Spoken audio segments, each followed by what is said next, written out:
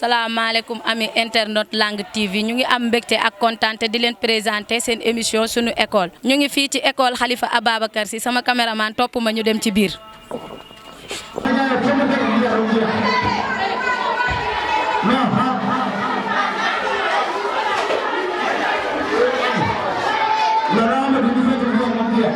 Bonsoir ami internet Langue TV comme ñu leen ko diggee woon yegsi na ñu ngi ci seen émission suñu école tey suñu école dafa ala dawme dafa tombé ak Mardi Gras ku ne xam na ni école bu ne da koy célébrer tey nag émission bi daa ñëw seet si waa Khalifa Ababacar Sy ñu ngi nii toog ak seen directeur duma def lu dul bàyyi leen ngeen nuyoo ba bàyyil directeur bi toog suñu wet nuyoo. waaw asalaamaaleykum.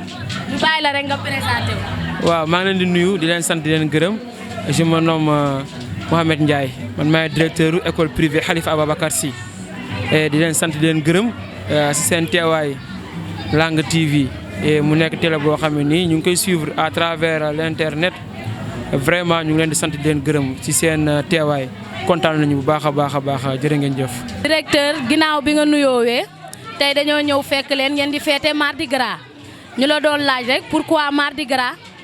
merci si question bi parce que ñun umpuloo ne dañoo nekk si réew moo xam ne nii c'est une république laïque te ñu bokk ak suñu mbokku chrétiens yi fi nekk muy catholique yeeg aussi kon donc su yàlla defee ñoom ñu aye day rafet aussi ñu mën a wane suñu solidarité loolu tax chaque année ñun suñu école dañuy fêter Mardi Gras tout en les souhaitant ñu dugg si carême bu am solo quoi moo tax loolu ñun dafa bokk suñu programme bokk suñu calendrier comme nit ñu ko santé et comme ni ko suñu république waxee mu bañ a am benn discrimination entre les ethnies ni les religieux aussi ni les races quoi voilà loolu tax ñu koy def moo tax tey yaa ngi fekk ni ñu koy def chaque année nii lañ koy defee quoi voilà.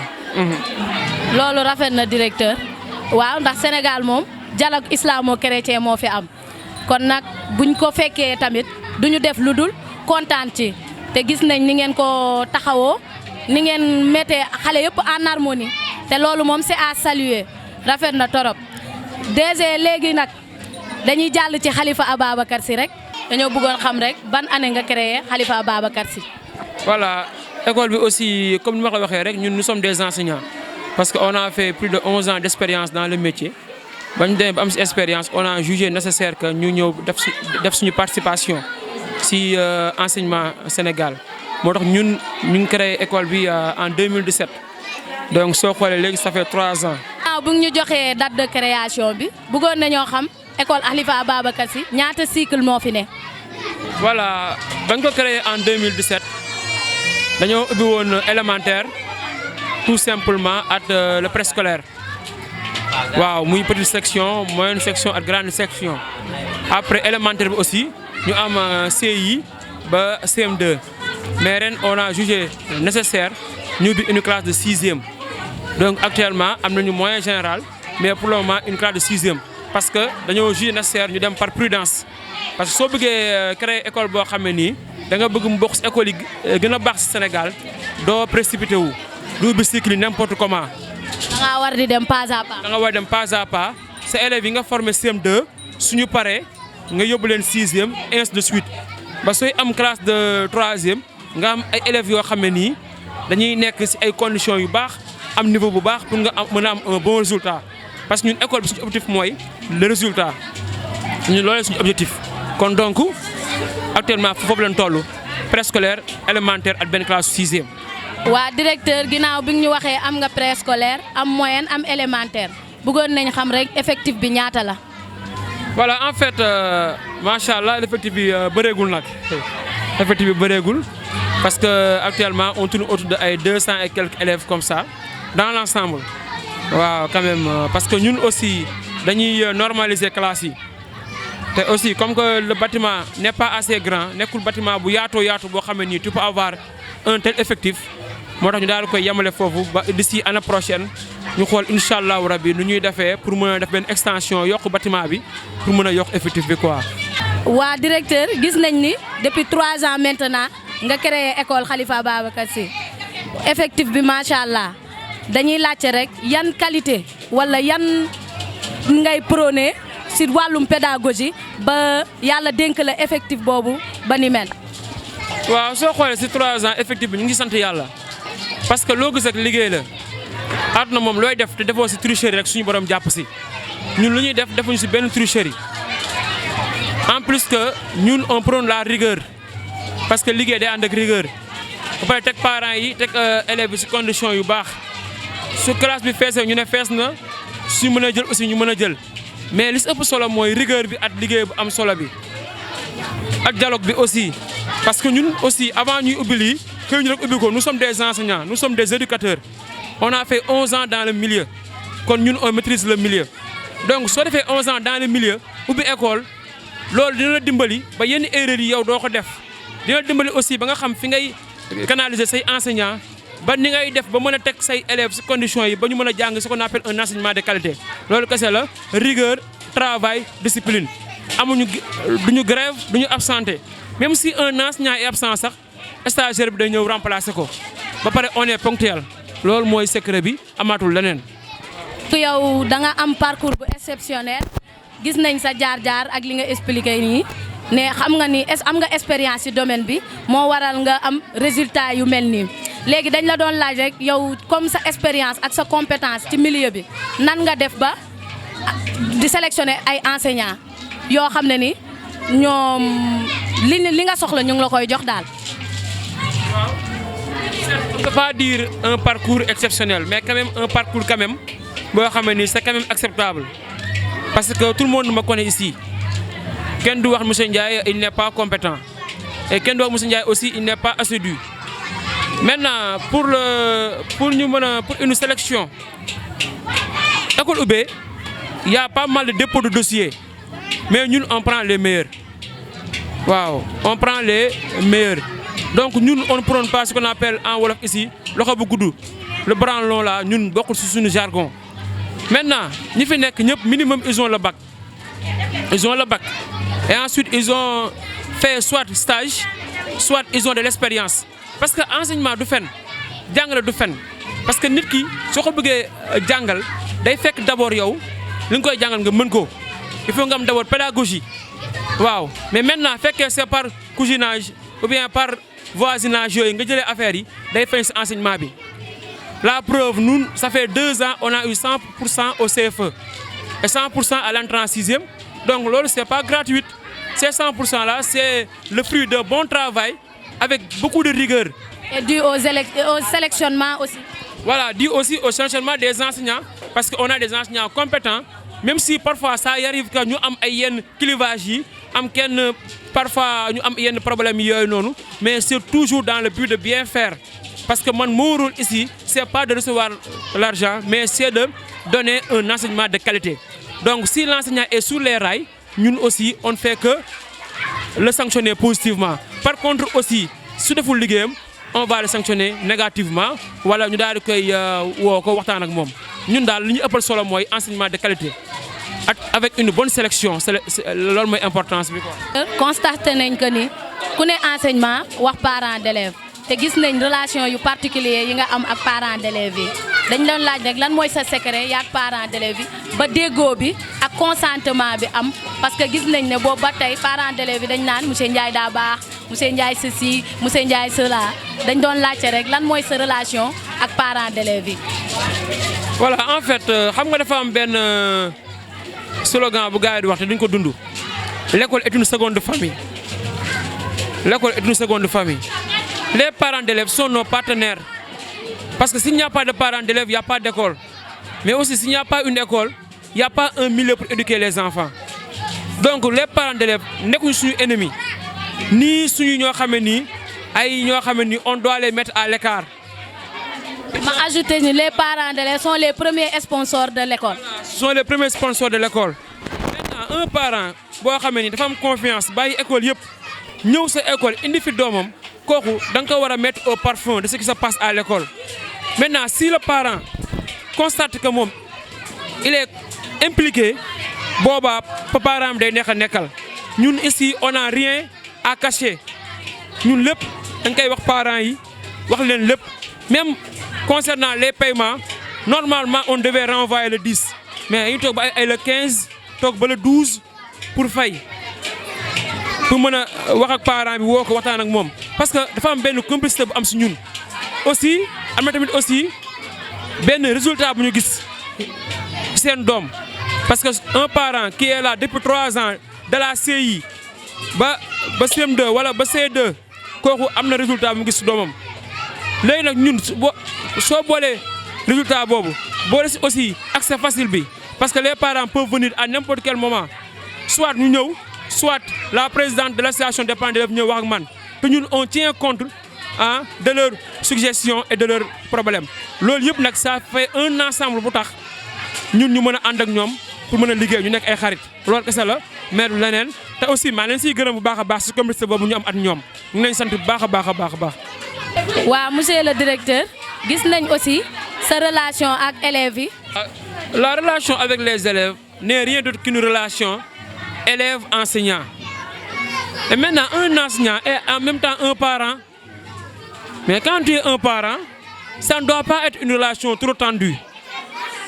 Il faut tout simplement qu'il y ait un respect entre l'élève et l'enseignant.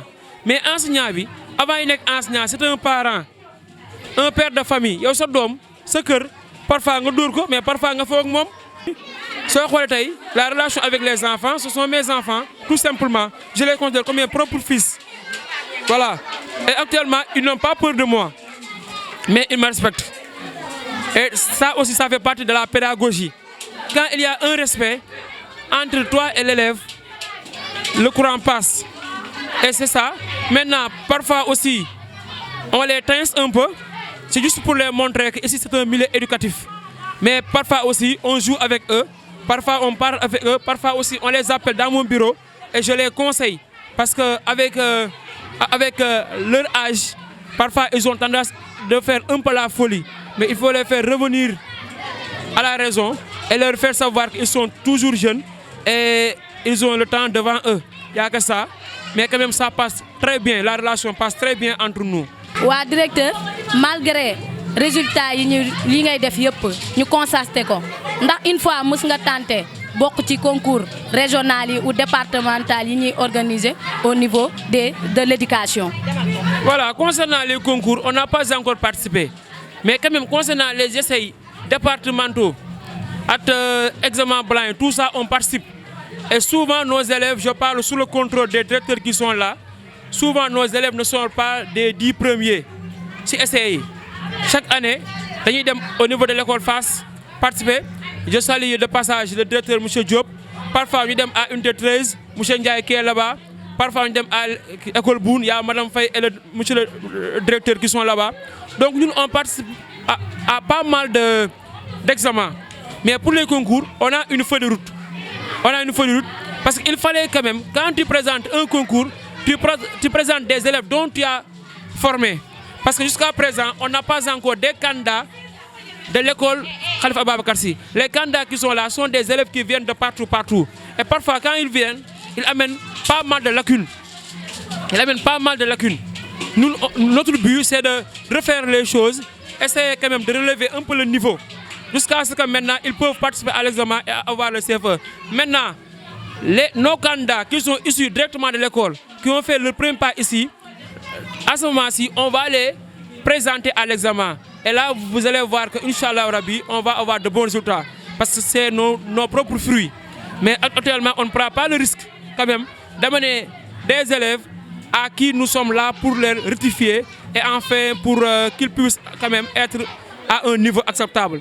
Il n'y a que ça, mais à défaut, on pense à l'avenir aller participer à tous les examens qui auront lieu partout au Sénégal. Et ça fait partie de nos projets à long terme. Mais actuellement, c'est ça, nous ne faisons que 3 ans et Dieu merci, il y a le temps qui est devant nous. Laissons le temps faire son propre chemin et on verra les tenants et les aboutissants, Inch'Allah Rabbi. Merci, monsieur le directeur. Comme vous parlez des projets à long terme, est-ce que vous envisagez l'année prochaine d'avoir un cycle secondaire? Non, pas l'année prochaine, mais quand même avec le temps. Parce que comme je viens de le dire à l'entame de mes propos, nous pensons ouvrir cela. Mais néanmoins, on fait petit à petit, pas à pas. Parce que nous venons juste d'avoir une classe de 6e. Donc, nous comptons travailler le moyen général jusqu'à ce qu'avoir des candidats aptes à faire le BFM. Maintenant, ces candidats-là seront bien formés, bien équipés. Une fois que maintenant qu'ils réussissent leur examen, maintenant on les hisse à un rang plus élevé, c'est-à-dire le moyen général. Donc nous, on a un projet à long terme. On ne se précipite pas à ouvrir tous les niveaux et avoir tout dans le panier. Et là, c'est pas bon. C'est pas bon du tout. Donc c'est ça aussi, mais pas l'année prochaine, mais d'ici les années à venir, nous pensons évidemment ouvrir une classe ou bien ouvrir le moyen, le secondaire, en quelque sorte, oui.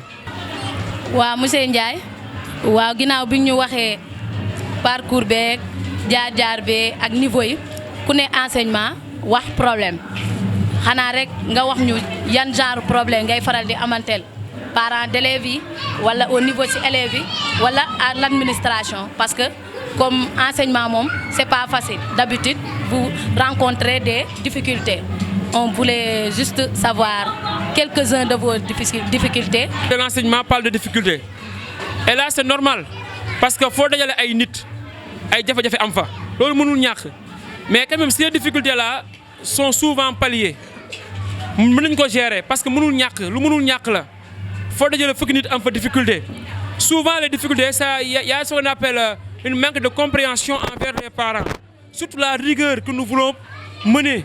La rigueur que nous voulons prôner parce que rigueur bi parfois au début day metti parce que su ñëwee ñu la sa doom du lettu mees nga ne non sama doom da lettu mees ñu woo la suñu bureau expliquer la parce que xale bi tollagul ci âge du lettu ay mèches dañ ko bëgg mu nekk ci benn ay cadre bu nekk ay xale parfois ñu ñëw ñu la xale bi du sol carax nga ne non sama doom li mu am lay sol te ñun ñuy bëgg élève bi nekk Dakar ba ñu yóbboo dara parce que ñooñu souvent seeni parents dañ leen di solal ba ñu rafet soo leen ba ñu jekk ay dàll yu rafet pourquoi pas nous léegi su nee le parent xale bi du sol carax mu kaas fekk loolu yëpp c'est pour former l'enfant mu am de bon comportement avec une tenue bien faite mu xam lan mooy àdduna pour su màggee mën ko màggaale ñun loolu mooy suñu difficulté ak ñoom mais parfois aussi y a ce qu'on appelle les heures de rentrée et des heures de sortie parce que y a ce qu'on appelle l'assiduité. Nous on ouvre les portes à 8h. Mais à 8h10, on ferme les portes. Et là, c'est valable pour nous, c'est valable pour les enseignants, c'est valable pour les élèves. On ne peut pas laisser n'importe quelle heure, n'importe quel moment, élèves bi ñëw dugg génn. Il y a aussi le port vestimentaire.